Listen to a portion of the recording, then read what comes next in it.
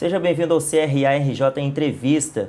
Nesta edição, nós estamos na Fundação Getúlio Vargas e vamos conversar com o administrador Bianor Cavalcante, que é diretor internacional da FGV. Bianor, muito obrigado por nos receber. Josué Amador, é sempre muito bom estar aqui com você, à tua disposição, à disposição do nosso CRA, e muita satisfação. Bianor, o senhor tem uma ênfase na área de administração pública e nós no Brasil estamos passando por uma crise de todas as instituições, se podemos assim dizer. Todo mundo critica tudo, mas a esperança, a solução, como o senhor enxerga a administração, classe política, como está essa situação no Brasil na sua visão? Josué, realmente essa situação que nós estamos vivenciando pode, e acho que alguém já descreveu isso como a tempestade perfeita. No Brasil nós estamos vivenciando uma tempestade perfeita, né? A situação é de difícil análise, mas isso tem sido feito, não é? Quer dizer, todo o esforço analítico da sociedade, da academia, não é? Você vê cientistas políticos, sociólogos debruçados sobre o problema, economistas debruçados sobre os problemas, administradores debruçados sobre os problemas, a própria mídia fazendo um trabalho de cobertura fantástico, não é? E isso tudo, evidentemente, vai nos ajudando a uma leitura cada vez mais diagnóstica e prognóstica e mesmo já apontando, né, onde estão as luzes, né, que possam iluminar as mudanças que se fazem cada vez necessárias. Certamente, nós estamos a ponto de viver um tempo de mudanças institucionais e mecanismos de governança, mudanças no aparato, não é, de diplomas legais, constitucionais que nos orientam à administração pública, não é? E mudanças que, evidentemente, vão ter impacto nos comportamentos, nas atitudes, né? Entendendo aí atitudes como predisposição aos comportamentos observáveis, reais, né? Aquilo que realmente as pessoas, não se propõem a fazer concretamente, né? E isso tudo são baseados em valores. Portanto, nós também estamos em ponto de mudar valores que propiciem esses comportamentos, essas atitudes e esses comportamentos adequados, né? Quer dizer, e os valores básicos, fundamentais, eles estão na Constituição. A Constituição brasileira é clara com relação, né, aos valores que nós devemos preservar. Há uma situação, questão política, gestão pública, não tem como separar essas coisas. Os políticos, qual a relação deles com a administração pública? Estão deixando a desejar? Há uma esperança de mudança, de melhorias? Josué, eu acho que positivamente, sim. Positivamente eu sou otimista. Aliás, eu sou otimista de carteirinha, não é? Procuro não ser ingênuo. Procuro não ser ingênuo. Há muito tempo, eu digo aos meus alunos de mestrado, doutorado, dos cursos de formação de executivos para a área pública, não é? Há muito tempo eu digo para os meus alunos, e certamente eu terei alunos, ex-alunos, me assistindo, para não passar por mentiroso. Há muito tempo, muito antes dessa crise, eu sempre disse aos meus alunos, porque professor, ele tem que transmitir um otimismo, não é? Ele tem que transmitir esperança, junto com os ensinamentos, com as práticas mais adequadas, com as doutrinas de gestão mais adequadas que ele professa. Então ele tem que transmitir um certo otimismo. E é muito comum quando você ensina para pessoal da administração pública ou jovens que estão interessados em ingressar na gestão pública, um nível de pessimismo grande, um nível de críticas e autocríticas, até autocríticas, né? Quer dizer, um nível também alto de autocrítica. E o professor tem que transmitir otimismo. Mas nada funciona, a política invadindo a área técnica da administração e com os interesses muitas vezes escusos. Não é? E eu sempre disse aos meus alunos, como eu dizia, o seguinte: olha, confiem na democracia. A democracia, imprensa livre, né, vai fazer com que surjam acusações mútuas no cenário da própria política que vão, evidentemente, levantar pontos para mudanças importantes. Isso eu já digo aos meus alunos há muito tempo e, dentro da nossa audiência aqui, eu sei que muitos dos meus ex-alunos estarão me ouvindo e eu não vou passar por mentiroso. Isso eu já digo há muito tempo. O senhor aborda essa questão da crise que evidencia pontos para mudança, então a crise pode ser uma oportunidade de transformação. Uma oportunidade de mudança. Por quê? Porque no ambiente democrático, nós estávamos vivendo distorções no ponto médio da curva. Né? Quer dizer, corrupção, distorções e tal e coisa, elas vão existir no Brasil e no mundo inteiro, mas não na moda da curva. Bianor, não é? E isso aí vai surgir como? Isso vai surgir no ambiente democrático, imprensa livre. Né? A própria luta política entre as facções políticas, né, vão gerar com que essas distorções maiores acabem aflorando, como estão aflorando, né, Jesus? E isso nos promete um Brasil melhor, eu não tenho dúvida nenhuma disso.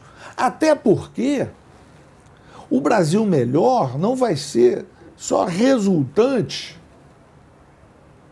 especificamente da crise, porque anteriormente à crise já tivemos evoluções que ajudaram também no aparecer dessas coisas levantadas, você ter instituições estabelecidas, já consolidadas na ambiência democrática, que estão lidando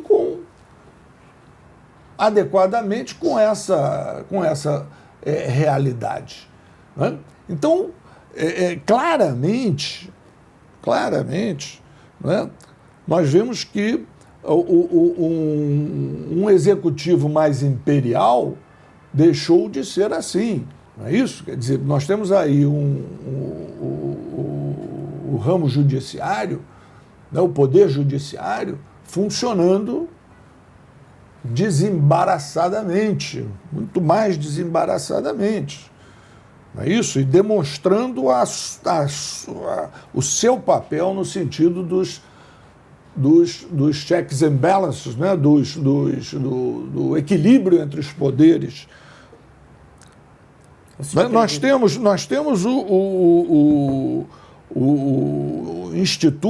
instituições de novos institutos em funcionamento. O próprio Congresso, com todas as limitações que ele possa ter, com todas as falhas no processo de representatividade, na qualidade da representatividade do nosso Congresso, com todo o baixo clero que possa estar no Congresso, mas o Congresso como instituição, como casa política, ao fim e ao cabo, ele é sensível às vozes das ruas. E as vozes da rua falaram muito alto. Não é? Evidentemente, teve vozes para o lado de cá, teve vozes para o lado de lá, não é? Umas mais organizadas em movimentos sociais, sindicalmente, tal, outras não organizadas, mas muito significativas no seu quantitativo e no seu qualitativo, que falaram muito alto. E, ao fim e ao cabo, aquele congresso com aquelas pessoas que nós criticamos, ele dá uma resposta política, porque é da sua natureza, é do seu DNA. E na ambiência democrática não tem erro. O Congresso vai reagir de acordo com o seu DNA profundo. Então, nesse sentido, eu sou otimista. Uhum. O senhor acredita que o administrador público ele está preparado para essa nova realidade, onde o cidadão ele tem mais acesso à informação e, consequentemente, a impor a sua vontade? Eu acho que hoje, na sociedade, no aparato, quer dizer, a administração pública tem mais ou menos dois aparelhos. A administração pública é um tripé. Né? Tem um tripé constitucional, do direito administrativo, do arcabouço legal que faz a administração pública funcionar dentro dos critérios jurídicos adequados, né, da legitimidade jurídica e social, não é isso?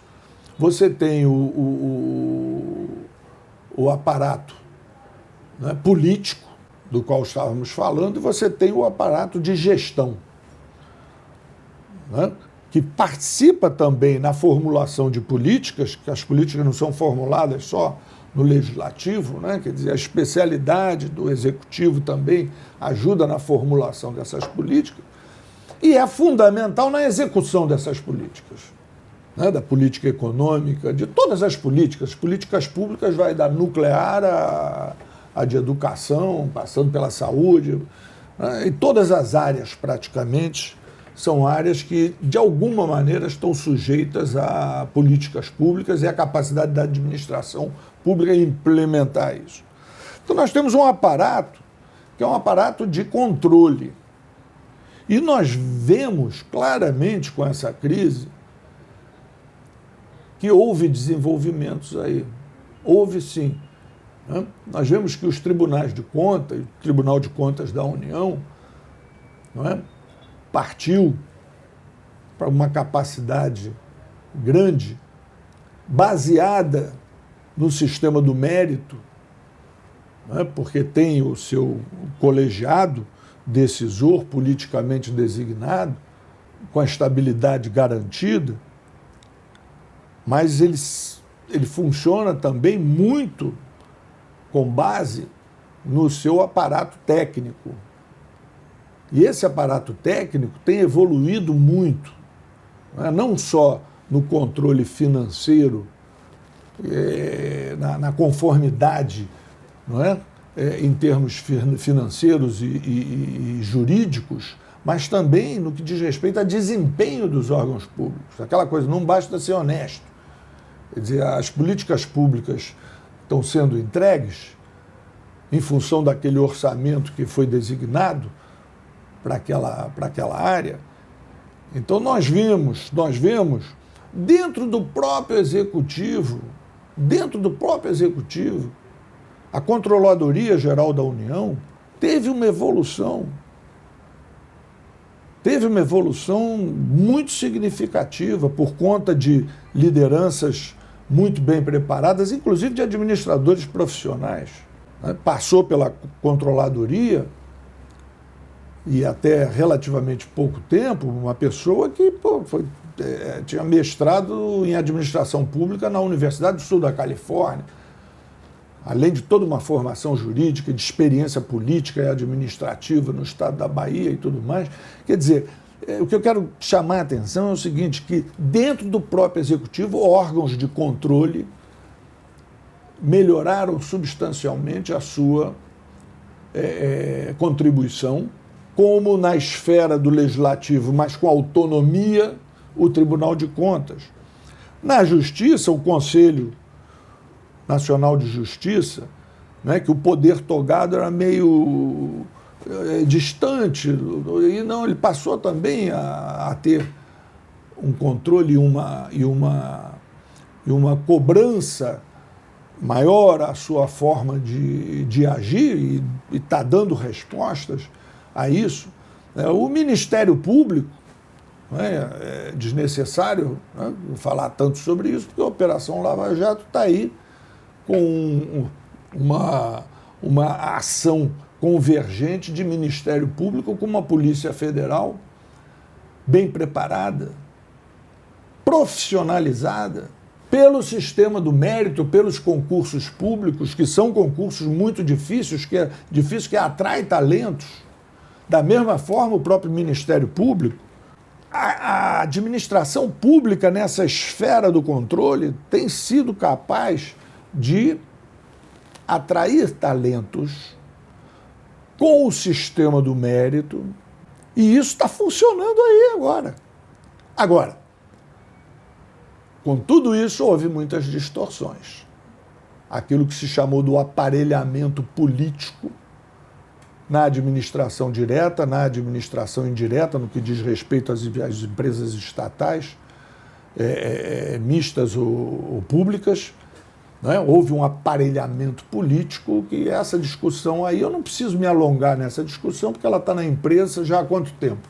Né? Está todo mundo sabendo, a sociedade brasileira está consciente do que está acontecendo, e o nosso público específico, nossos colegas administradores profissionais, quer públicos, quer privados, da administração privada, quer relacionados a movimentos sociais, mas administradores profissionais, eu acredito que estejam todos, não é? Mais do que passivamente assistindo a isso tudo, mas ativamente aprendendo e contribuindo de alguma maneira para esse momento e para os momentos que virão a partir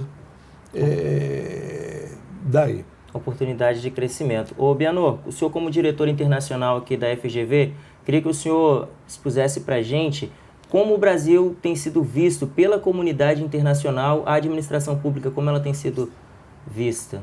Olha, essa é uma pergunta muito boa, porque, quer dizer, evidentemente eu tenho, inclusive, cargos em organismos internacionais, no Instituto Internacional de Ciências Administrativas, na Associação Internacional de Escolas e Institutos de Administração, e frequento, né, as reuniões de board em Bruxelas e os congressos, né, e, evidentemente, as perguntas chovem. Né, e, de certa forma, mesmo como profissionais, né, obrigados a dar respostas que contribuam para o esclarecimento e que tirem as pessoas, às vezes, de uma informação mais ligeira, que às vezes no exterior se propaga, né, de uma maneira, eu não diria distorcida, mas superficial. Né, superficial. Então, o que eu tenho respondido nessas ocasiões é justamente na linha do que eu acabei de falar. Eu digo, olha, nós estamos vivendo no Brasil uma tempestade perfeita. Agora, as instituições estão funcionando. As instituições estão funcionando. Né? Quer dizer, nós atingimos um nível de consolidação da democracia que sobreviveu ao impeachment do Collor, não é? E que está sobrevivendo, eu diria até galhardamente, a essa situação posta em que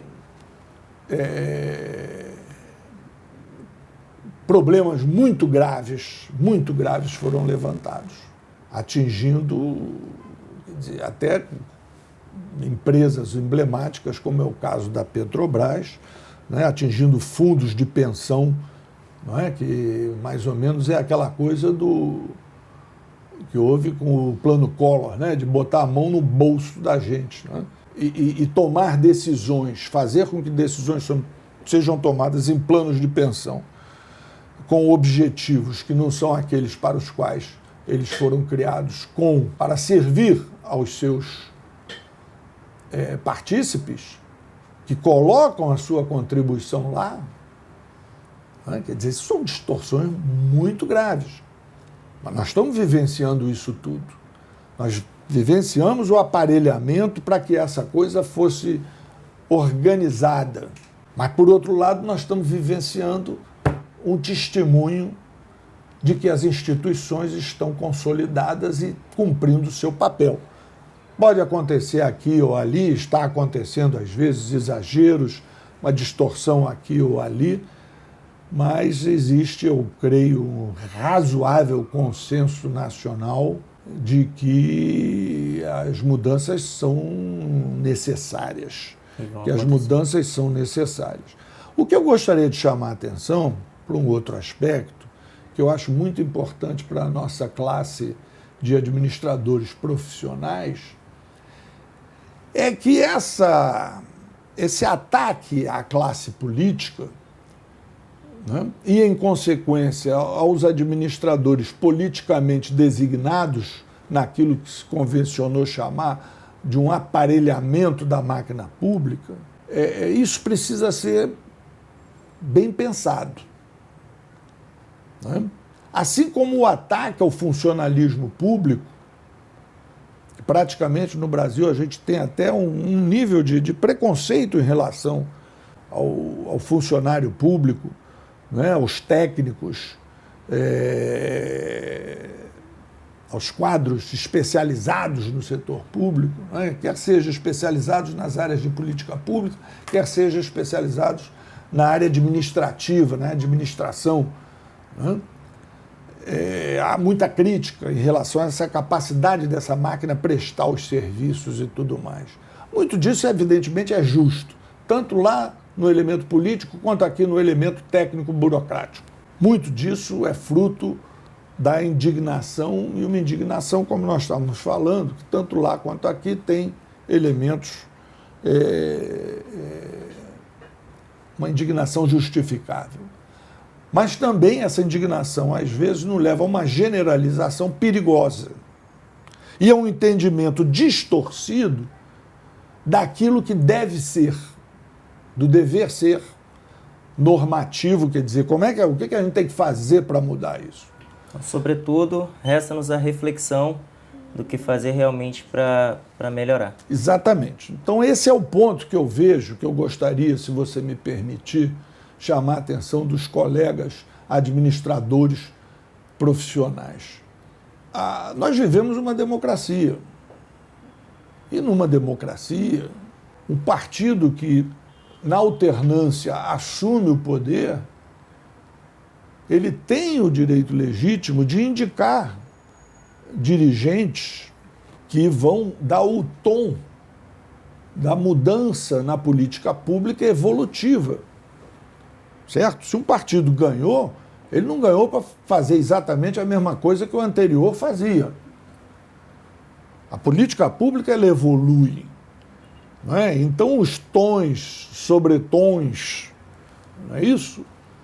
Eles vão mudando. E você, então, precisa ter uma ligação entre o comando político, legitimamente eleito, com a capacidade de fazer os tons e sobretons na implementação das políticas e na própria evolução, na formulação das políticas, contribuindo para os projetos, inclusive legislativos.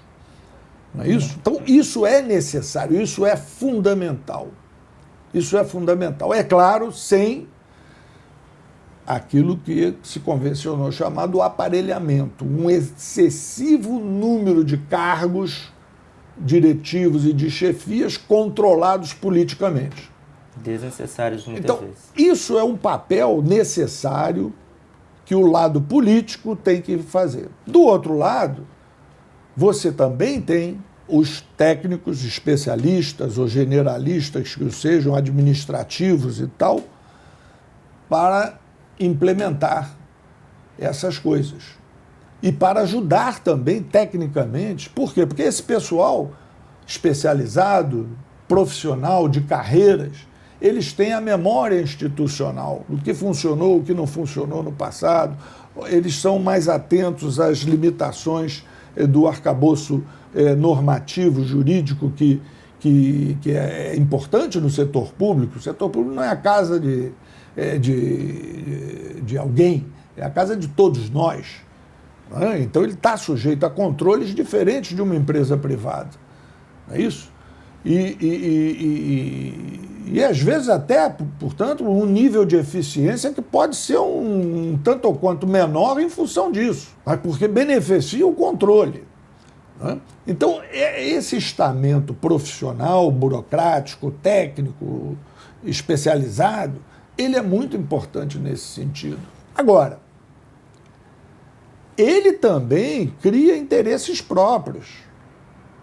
Ele também cria certo corporativismo.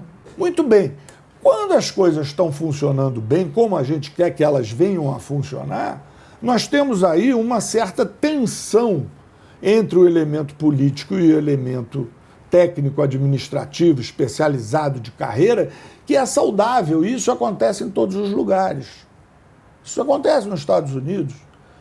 Uma certa tensão aí que é resolvida na negociação interna das organizações, não é isso? No convencimento, na administração de conflitos, enfim, em diferentes níveis, às vezes no nível político, às vezes no nível interno mesmo das organizações públicas. Mas, enfim, isso é natural da vida. O que aconteceu conosco, pelo que as informações que a gente vai recebendo vão demonstrando, não é isso? É que o estamento político, não é isso? Do aparelhamento excessivo dos quadros políticos e voltados, muitas vezes, para o negócio com fornecedores, com empresas e tal e coisa, fez com que essas direções se voltassem mais para isso, para esse contato externo, mas não um contato externo com o cliente lá na ponta, mas para o contato negocial. E do outro lado, o que acontece? O pessoal de carreira, os técnicos, os especialistas, quando esse diálogo, quando essa interface se esgarça totalmente, por falta de um controle político, mas do político está voltado para fora, volto a dizer, não para a clientela, mas para o negócio, o que ocorre? O burocrata é perfeito? O técnico, o especialista é perfeito? Ele é melhor do que o político? Não é não. Não é não.